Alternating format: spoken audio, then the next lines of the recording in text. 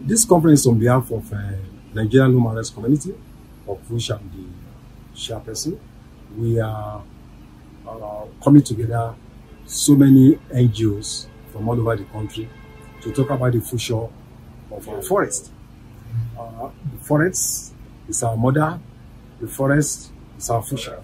When you destroy the forest, you have destroyed a generation. This forest is the source of our health. It is the source of our livelihood. It is the source of our biodiversity. And what we notice is that all over there is an invasion of our forests, what I call environmental terrorism by foreign interests. Chinese, Indians, Koreans, and Lebanese. They have turned our forests into ungoverned regions.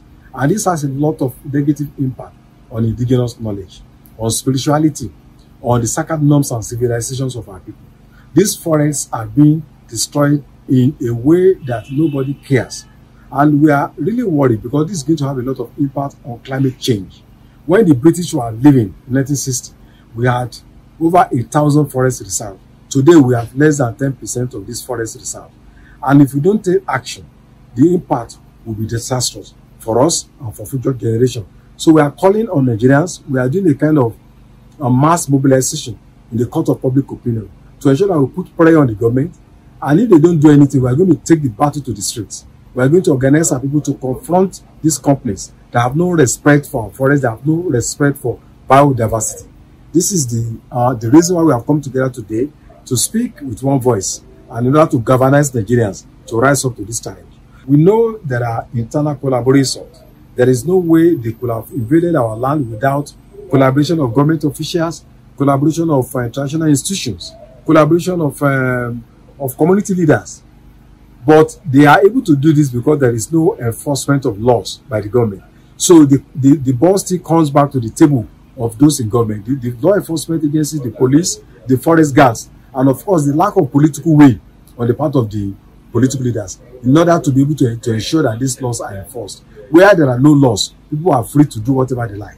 So I think it comes down to the table of the governors of each state that are the number one law enforcement agent. You know, people can always do whatever they like because there is no enforcement of laws. So we want the governors to take decisive actions to ensure that this does not continue. We are not going to be fighting the traditional rulers. We are going to concentrate on those who have the political authority, those who are the custodians of laws, those who are in custodians of legal instruments to enforce the laws that are that are entrenched in the Nigerian Constitution. So we are going to be organizing mass rallies. We are going to write to international organizations, to United Nations, to ECOWAS, so that there could be a kind of bilateral action against these elements that are bent on destroying our forests. The purpose of this press conference is just to tell Nigerians what is affecting this country on the issue of environmental issues. Because what the Chinese and Lebanese are doing in our country, they cannot do it in their own country. And what they are doing here, it doesn't happen in another country because there's no country that a foreigner will come in without checkmating what he come to do and why is he here, what is his interest. Nothing is happening. They will just come and do what they want and get out with it without doing anything. So that's why we are here to tell people, to let them know what is affecting our forest in this country. Just like I said before, there's nowhere a foreigner would, at least there is a process before him coming to Nigeria. He's not a Nigerian. And when he came in, he cannot just single-handedly enter the forest and begin to cut those trees without the collaboration of those agencies.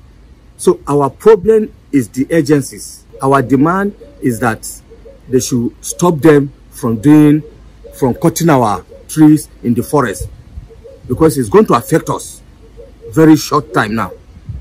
We are going to tell them, and we'll continue telling them. If they refuse, there are only one language the government of Nigeria understands. That is the protest. And we'll go ahead. After we tell them they did not do anything about it, then we'll come out. In the whole 36 states, including Abuja, they will see us.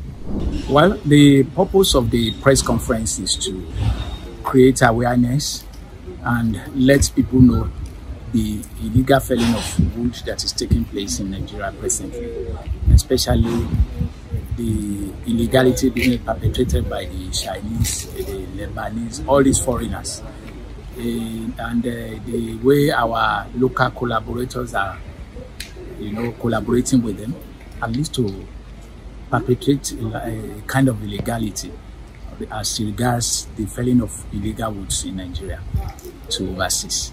So the reason behind the press conference is just to let the people know, create awareness, and take some steps at least to ensure that definitely the action is nipped in the bud. There's no way anybody will come from a foreign country to Nigeria to be perpetrating illegalities, and he will be doing it with reckless abandon, without being punished, without anybody catching him, or without any of the law enforcement agents arresting him. So automatically it means that there are some local collaborators that are actually supporting them. So we strongly believe that there are some agencies that don't know about the evils they are perpetrating.